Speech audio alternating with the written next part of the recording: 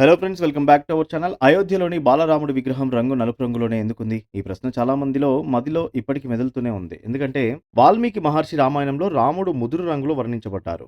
అందుకే శ్రీరాముడు శ్యామల రూపంలో మాత్రమే ఆరాధించబడతాడు. అయితే అయోధ్యలోని రాముని విగ్రహం శ్యామశిలతో రూపొందించబడింది. ఈ సందర్భంగా బాలరాముని విగ్రహ ప్రత్యేకతలు ఏంటి? ఈ విగ్రహం నలుపు రంగంలో ఎందుకు ఉందనే విశేషాలను ఇప్పుడు తెలుసుకుందాం. పూర్తి వీడియోను స్కిప్ చేయకుండా ఎండ్ వరకు చూడండి. రామ మందిరంలోని రాముని విగ్రహం నల్లరాతితో చెక్కబడింది. ఇది చూడడానికి నల్లరాయిలా కనిపించినా కానీ దీని రంగు చాలా ముదురుగా ఉంటుంది. ఇది కృష్ణశిలే. దీన్నే శ్యామశిల అని కూడా అంటారు. ఈ విగ్రహం ఒకే రాతితో తయారు చేయబడింది. ఈ విగ్రహానికి ఇతర రాళ్లను జత చేయలేదు. శ్రీరాముని వర్ణం మేఘంలా నల్లగా ఉంది. అంటే ఈ విగ్రహం నల్లటి మేఘాలను పోలి ఉంది. కొన్ని ఆధారాల ప్రకారం మైసూరుకు చెందిన ప్రముఖ శిల్పి అరుణ్ యోగిరాజు చెక్కిన 51 అంగుళాల విగ్రహం 3 బిలియన్ సంవత్సరాల నాటి రాతితో తయారు చేయబడింది. ఈ నీలిరంగు రాయి గుజ్జెగౌడనాపూర్, జయపూర్, హుబ్లీ, హెచ్డి కోటె తాలూకాలో కనుగొన్నారు. దీని మృదువైన ఉపరితలం ఆకృతి కారణంగా దీన్ని సబ్బురాయి అని కూడా పిలుస్తారు. ఈ విగ్రహానికి పాలు, నీరు, గంధం, కుంకుమ ఎన్ని పూసినప్పటికీ చెక్కు చెదరకుండా ఉంటుంది. అంతేకాదు వాటర్ ప్రూఫ్ కారణంగా ఈ విగ్రహంపై ఎలాంటి ప్రభావం ఉండదు. ఎలాంటి వాతావరణంలోనైనా ఈ విగ్రహం అంతే బలంగా ఉంటుంది. వేల సంవత్సరాలుగా ఈ విగ్రహం భద్రంగా ఉంటుంది. ఈ బాలరాముని విగ్రహం తామర పువ్వుపై నిలబడి ఉంది.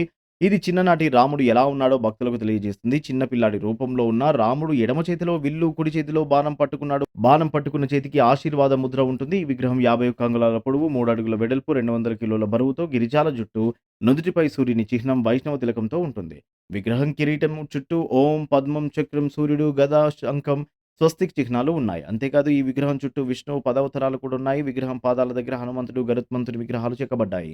కోట్ల విలువైన ఆభరణాలు, వస్త్రాలతో ఈ విగ్రహాన్ని అలంకరించారు. కర్ణాటకకు చెందిన అరుణ్ యోగిరాజ్ రూపొందించిన ఈ రాముని విగ్రహం రామ మందిరంలో ప్రతిష్ఠించబడింది. తాను చెక్కిన ఈ విగ్రహం గర్భగుడి బయట ఉన్నప్పుడు భిన్నంగా కనిపిస్తే గర్భగుడిలోకి ప్రవేశించగానే ఆ విగ్రహానికి కొంత దైవభక్తి వచ్చింది.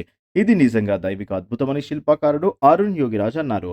ఇదిలా ఉండగా మరోవైపు పశ్చిమ గోదావరి జిల్లా పాలకొల్లు పంచారామ క్షేత్రాల్లో ఒకటైన శ్రీ క్షీరరామలింగేశ్వర స్వామి ఆలయంలో అద్భుతం జరిగింది. ఆలయంలోని మూల విరాట్టును సూర్యకిరణాలు తాకాయి. సూర్యకిరణాలు తాకడంతో అర్చకులు ప్రత్యేక పూజాభిషేకాలు నిర్వహించారు. స్వామివారికి విభూతి అలంకరణ చేసిన రీతిలో సూర్యకిరణాలు కనిపించడంతో స్థానికులు, భక్తులు తరలివచ్చి స్వామివారిని దర్శించుకున్నారు. సూర్యకిరణాలు స్వామివారిని తాకడం వల్ల సమస్త రోగాలకు నివృత్తి కలుగుతుందని అర్చకులు తెలిపారు. ప్రస్తుత మాసంలో ఇలా సూర్యకిరణాలు తాకడం అరుదుగా జరుగుతుందని, ప్రతి ఏటా చైత్ర మాసంలో అష్టమి, నవమి తిథులలో మాత్రమే సూర్యకిరణాలు పడతాయని తెలిపారు. సూర్యకిరణాలు స్వామివారిని తాకడం విశేషమని అర్చకులు తెలిపారు.